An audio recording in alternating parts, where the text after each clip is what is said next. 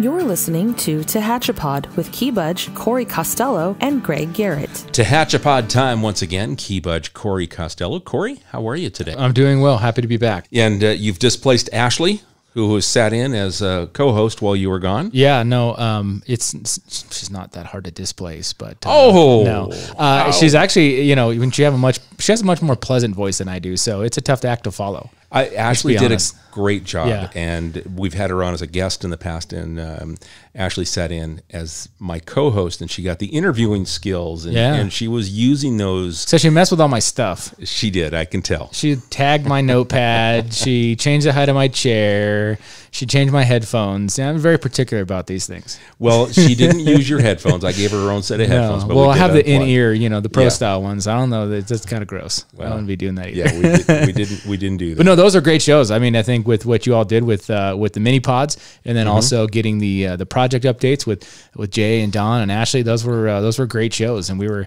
I was actually on some Tehachapod business, doing a little research and development for Tehachapod and our other communication stuff. Our future growth. Yeah, National Association of Broadcasters convention. So just wrap that up. So nice. A lot of great information out there. And it's nice to have you back. It's nice to have you here on my right-hand side. And today we're going to talk about something. You just brought this to me. I was like, hey, I got a chance to meet a gentleman that is a part of that's out hiking on the PCT. And then you guys have a connection because of something that you did recently. Why don't you go ahead and tell folks about that? Yeah, so today we have with us Daryl Bolton. He is hiking the Pacific Crest Trail. Specifically, he's hiking the Pacific Crest Trail to raise money for Team World Vision, and that's how we kind of connected. Team World Vision was the same team and group that I ran the LA Marathon with and will run the New York Marathon for as well. They raise funds to support clean water in developing nations. So they drill wells and create water systems for countries that don't have that, villages, countries all over the world. A lot of us ran the marathon, and then Daryl had another idea to take it the next level and hike the Pacific Crest Trail while raising money for the same cause. So we connected that way. Yesterday, technically, I was his trail angel because got him off the trail. He stayed at my house, cooked him dinner. I thought we should get Daryl on the podcast. So very cool. Here it is today. Daryl Bolton, welcome to Tehachapod. Well, thank you very much. It's good to be here. And I got to ask you, so did you do marathon also, or is this a different thing that World Vision has these opportunities to go out and raise money for, the needs of building water infrastructure around the world? Yes, both my wife and I have been running with Team World Vision since 2013, and I started in 2014. We've been running half and full marathons for Team World Vision to raise money for clean water. You've now added the Pacific Crest Trail as the new venture to explore and raise money for World Vision. Yes, this was an idea I had several years ago. I've always wanted to hike the PCT because I've never done such a long trail as that. So I thought if I do this, I would like to make it something count and be worthwhile for something. So I'm just continuing on raising money for clean water funding. And so I asked God as I was praying to him, if I do this, what kind of goals should I set? And I feel like he gave me an answer of $100,000 to raise between starting my fundraising last year and continuing on through my hike this year. It's amazing. That's not only the feat, but also the fundraising goal is a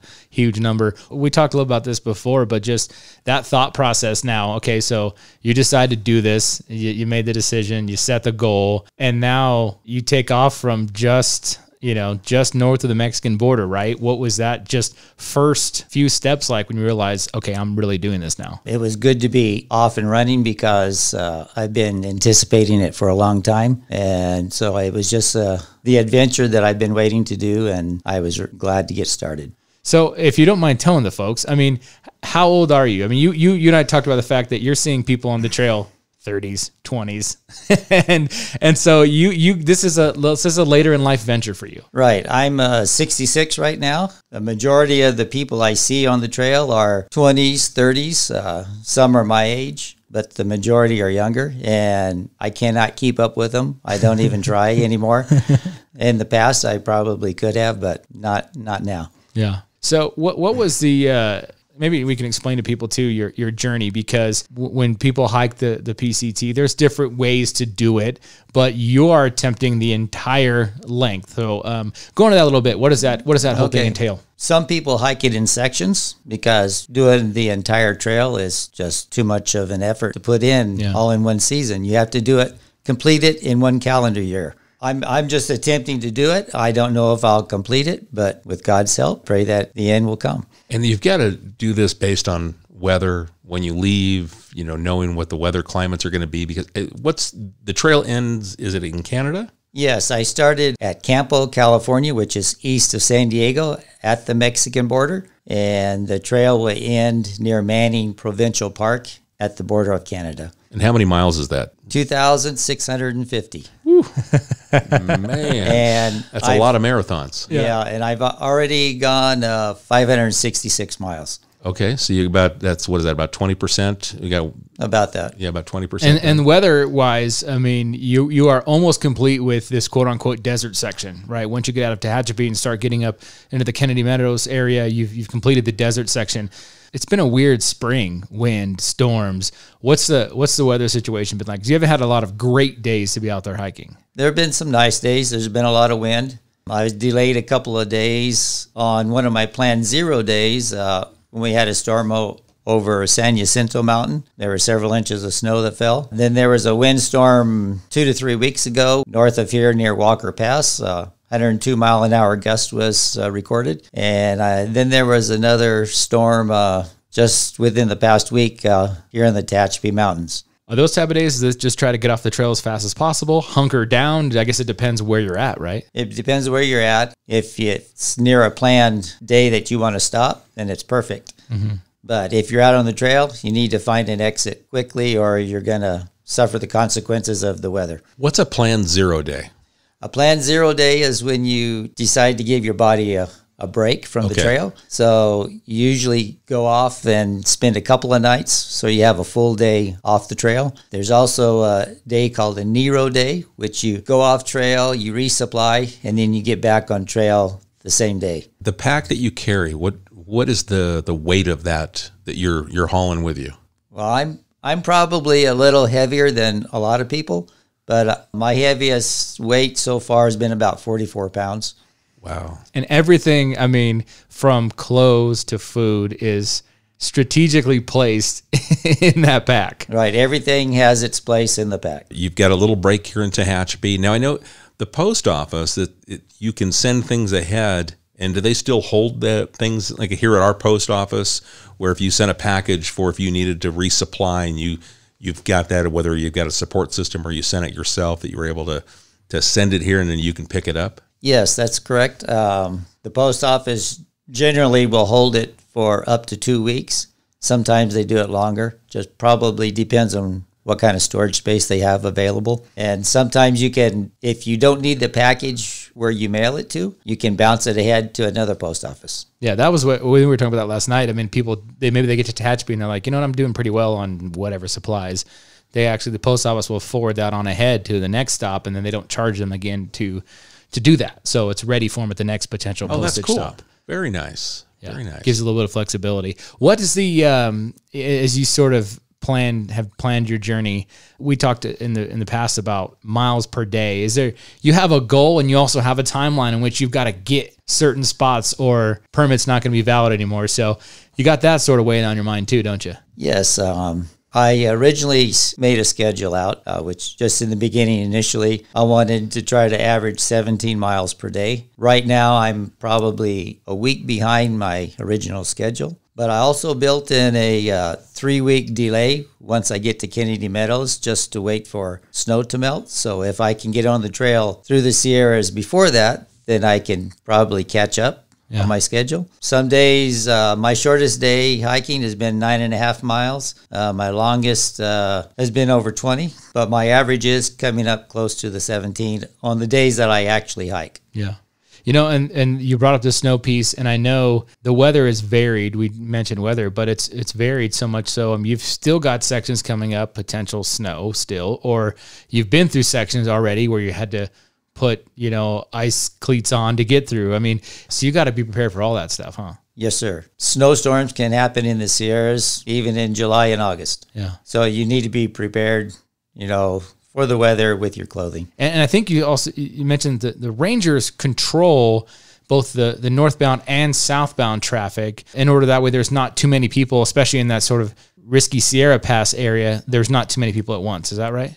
Right. From March 1st until May 31st, there are 50 permits issued per day going northbound. And starting, I believe, June, there are issued 15 permits per day southbound from Canada. That was news to me. I just thought, well, it's a Pacific Crest Trail. Like you can just go hike it.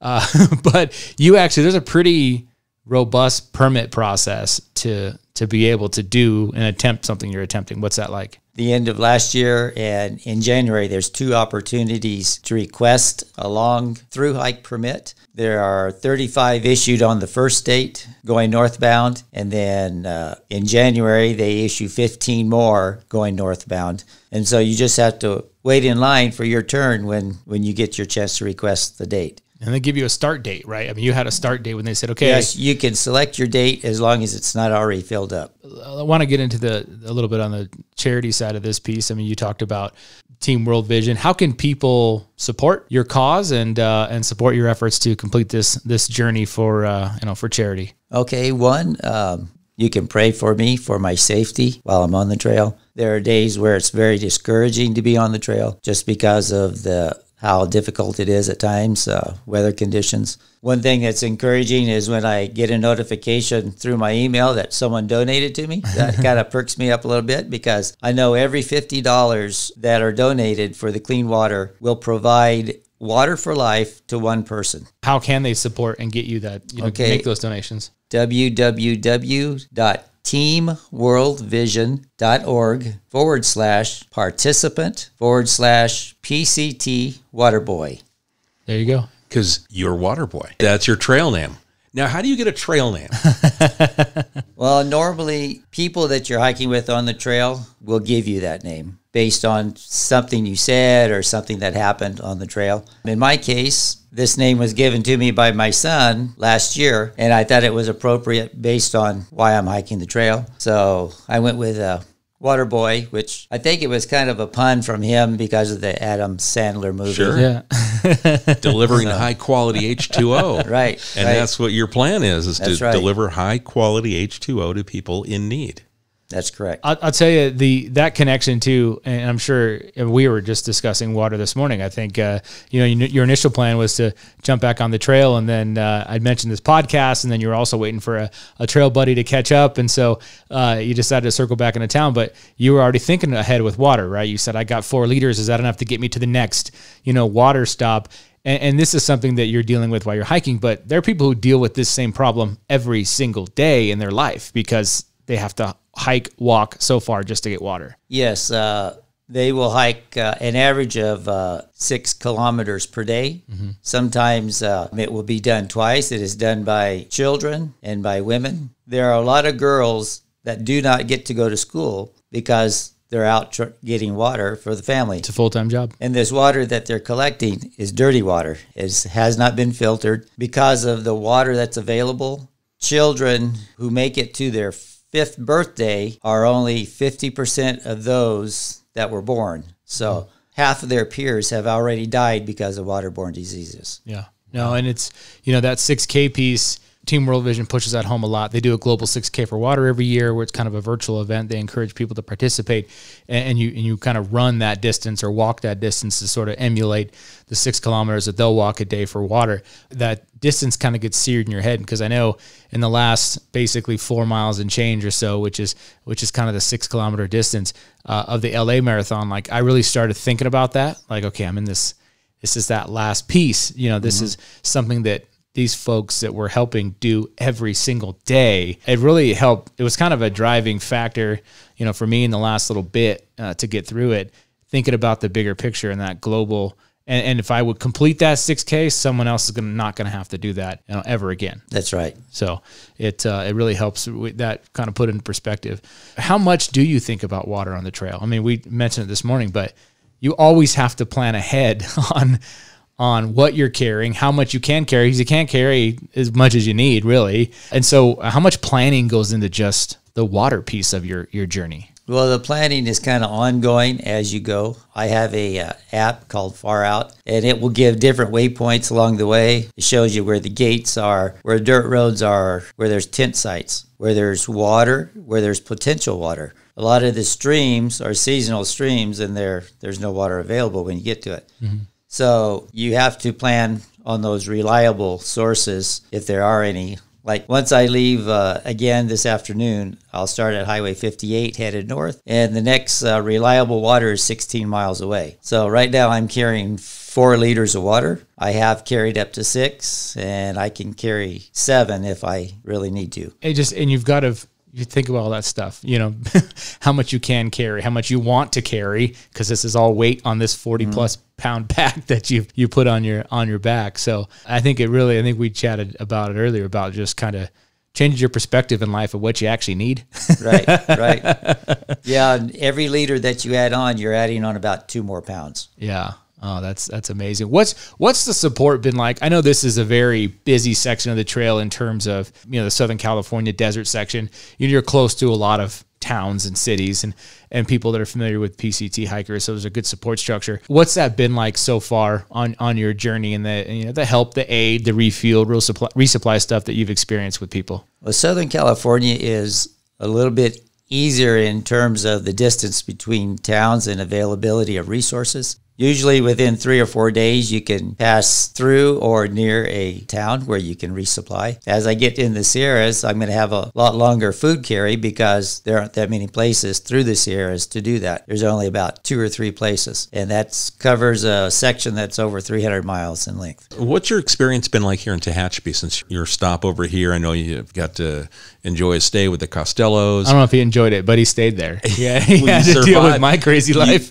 You survived your encounter with the Costellos. Yeah, there you go. Perfect. Right. What else here in Tehachapi are you going to take away and remember? Well, it's kind of a unique situation for me because I used to own some property here. So I came over here on a regular basis to take care of some of my rental property that I used to own. The people here are very friendly. It was easy to get rides into and back out of town. When I was coming over here to visit my properties at times, it was kind of a nostalgic type of situation. I mean, it just was something I kind of enjoyed doing, even though, you know, I live 2.5 hours away. But I really enjoy the seasons, different seasons here when I come through. I think it's great you have a past Tehachapi connection. Yeah, no, when I picked him up yesterday, he said, hey, can we go by? We went and saw Lynetta Ashmore at Access Real Estate and she donated, and another contact at Four Seasons Realty. And I think Daryl even said, he goes, kind of odd having an out-of-towner know all this stuff about Tehachapi, right? Because it's not going to happen very often. Yeah. No, it was cool, and I think that the support. What can people do? I mean, Daryl, you're going to be on your way soon, but we're going to see some northbound hikers for several months, and then probably in the fall we might catch some southbound hikers. What can people do to help out? I mean, what are some of the needs of these hikers on this wild adventure? Well, I would say the first thing to do is contact the local trail angels and see what they need as far as resources. I know some of them will bring out water caches in certain locations, so they need to purchase water to provide if they don't fill it up out of their tap at home. A lot of them provide snacks at these trailheads and different water cache locations. People need rides into town and back out to the trail after they've left town. So that's the main help that we need on the trail as hikers. And it was last night you had a chance to get off the trail and sleep in a bed that wasn't on the ground, and he had a fantastic meal prepared for him. I don't say so myself. Right. I got the largest T-bone steak. I cooked T-bone steaks, and I gave him the largest one because we talked about calories. I mean, Daryl's not a big guy, and he needs as many calories as possible. He's losing weight on the trail. And so I gave him this giant T-bone steak, and he said, what do you think? You think a little guy like me can finish it? I said, I would not be surprised. Absolutely hammered it because he needs those calories. That's it. Protein up time. That's right. Yeah. So far in the journey. So how many days in are you? Today is actually the end of the week number 6. So in the last 6 weeks, Any interesting encounters or stories, whether it's wildlife, it's people, or anything that's been just kind of jumps out and go, oh yeah, I remember that? I think it's interesting, the people, other people that are hiking the trail along with me that I meet. There's a lot of Europeans on the trail. I've met people from Australia. Some people, there's one person I met that is a traveling nurse. Her name is Erin. She actually did a post about what I'm doing on her Instagram account. Things like that, it kind of causes a ripple effect as far as my support of the donation part of the clean water. So it's interesting to see how far it's going to go, once I get some more time in on the trail. And I would encourage people to, I mean, in my fundraising with World Vision, I mean, even just you throw a few dollars at this thing and it all adds up. It really does. And again, that $50 number is critical because that will provide, water for a lifetime once they build that system in these developing nations. So yeah, it doesn't take, you don't have to think you have to give 100 or whatever. Just a few here and there makes a huge difference because that stuff adds up. And to your point earlier, Daryl, about getting those notifications, I think in one of my longer training runs, I did a live social media video and encouraged people to give.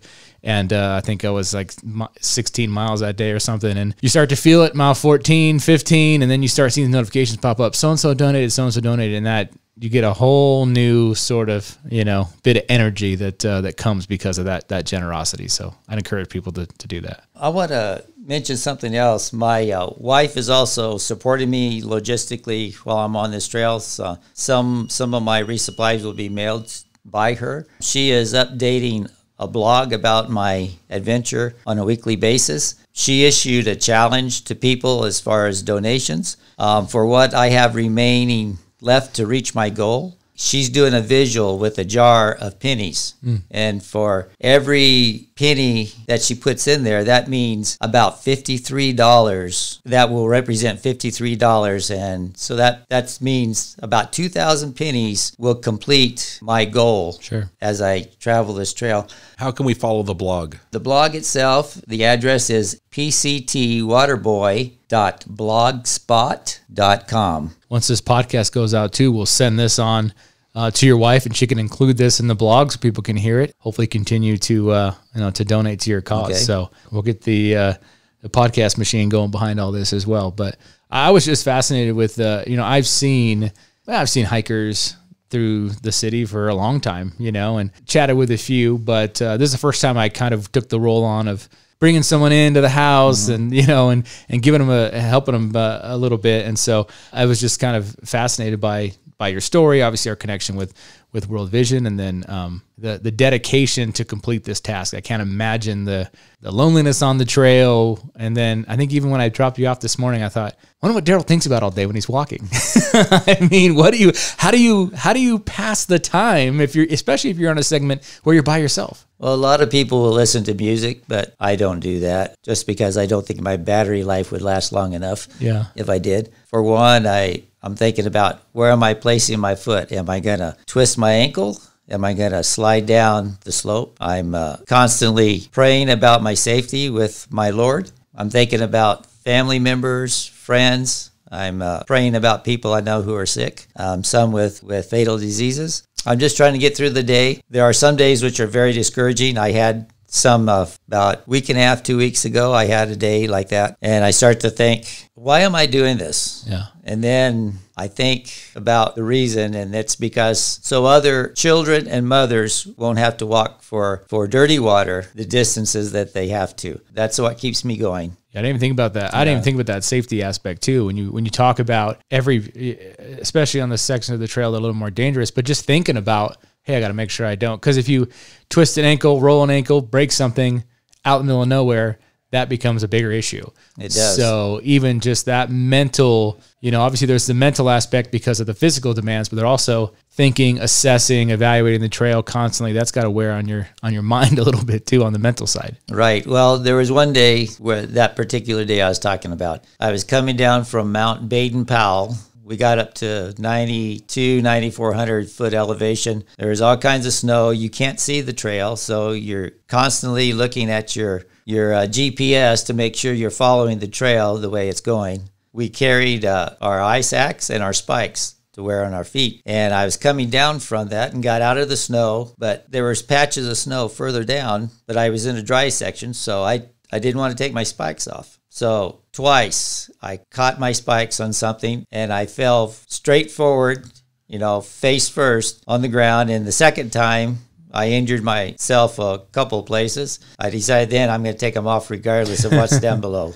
I'm kind of curious too. While I know you mentioned you have GPS. Is that like a satellite version? Because you probably don't have very much cell service out there. That's correct.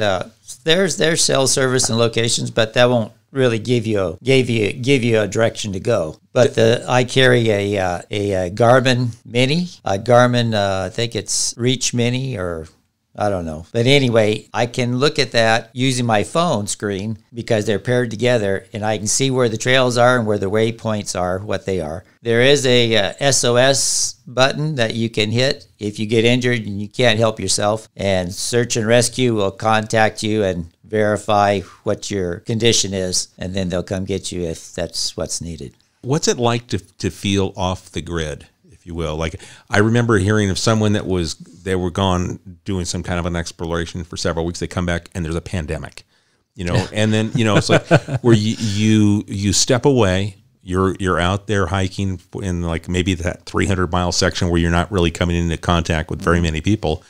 And then all of a sudden there's something that's occurred in the world. You have no idea. And then you come back into contact with people and do you find out, have you had any experience like that where you've gone, that really happened? Well, no, I haven't had that experience, but every time I get back to civilization, I usually ask what's going on in Ukraine. Yeah. Daryl asked me last night, and I'm thinking, good question. I gave him some update, but I hadn't seen on as much. But I thought to myself, yeah, gosh, he's been out of touch lately, and got to see we have him on our phones, we get alerts, that kind of stuff. We see it on websites we visit, whatever, and when you're not doing that, you're kind of behind the curve a little bit. I really haven't watched TV for the past 6 weeks. But the first TV I've seen was last night at Corey's house with one of his kids' shows. I told him, I said, well, the bad news is the kids can control the TV, and like he sat and watched nursery rhymes and Sonic the Hedgehog with my sons. There you go. I said, hey, the kids, they run the TV. I don't watch TV. And then you realize that you're happy off the grid. Yeah. Right. For now, yeah. Yeah. Well, good deal. So, Daryl, again, if people want to donate, they're going to go to www.teamworldvision.org and participant/Waterboy. Yep.